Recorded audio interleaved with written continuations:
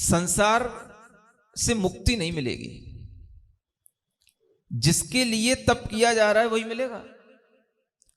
अब उन्होंने तप किया और तप का फल क्या लिए?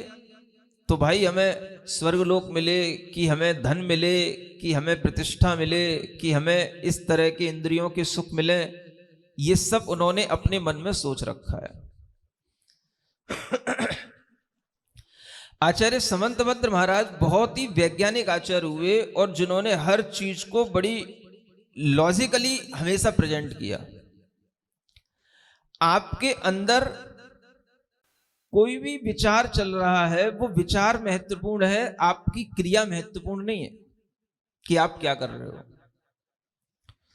कोई भी क्रिया भी कर रहे हो तो वो क्रिया किस विचार के साथ हो रही है, किस उद्देश्य के साथ हो रही है, वो महत्वपूर्ण है, ना कि वो क्रिया महत्वपूर्ण है।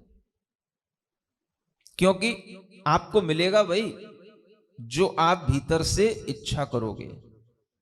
आप क्या इच्छा कर रहे हो? एक तो ये इच्छा होती है कि भाई संसार में जो दिख रहा है वो हमें मिले।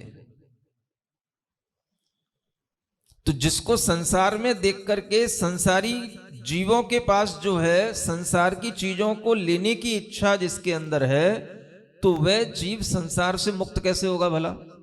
ये सोचने की बात है, एक लॉजिकली बात है। आपकी इच्छा कहां है? संसार की चीजों के लिए। पुत्र, स्त्री, धन, महल, ये सब क्या है? ये सब संसारी जीवों को अच्छे लगने वाली चीजें हैं। अगर आप इसी प्रकार की इच्छा से ये संसार में किसी भी प्रकार का कोई भी तप कर रहे हो, जप कर रहे हो, तो इस तृष्णा से आपकी इसी तरह की तृष्णा की वृद्धि होगी। इस जन्म में पूर्ति नहीं होगी, अगले जन्म में फिर आप इसी तृष्णा की पूर्ति में लगोगे।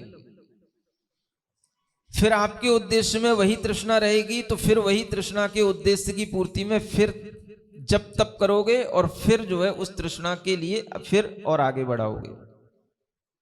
तो ये तृष्णा वो चीज है जो हमारे उद्देश्य को निर्धारित करती है। और तृष्णा का मतलब क्या है? एक इंटेंस डिजायर है। वो क्या है? हाँ, जो हमारे अंदर की एक तीव्र इच्छा होती है उसी को तृष्णा कहते हैं।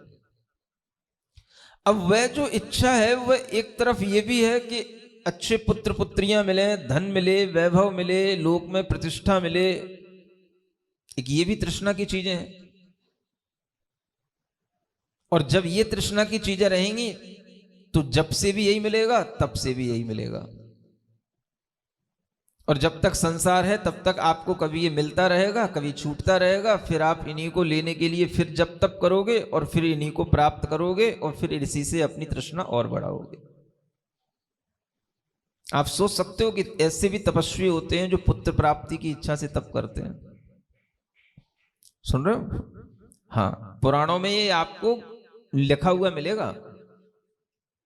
प्राचीन तपस्वियों के हाल जानने हो तो आप थोड़ा सा दूसरे ग्रंथों को भी पढ़ना, जैन के अलावा जो जैनेतर ग्रंथ हैं, हाँ, उनके तपस्वियों के बारे में पढ़ना तो आपको मिलेगा सब कुछ। और भी क्या क्या होता है जो बताने लायक नहीं है, वो सब आपको उसमें लिखा मिलेगा।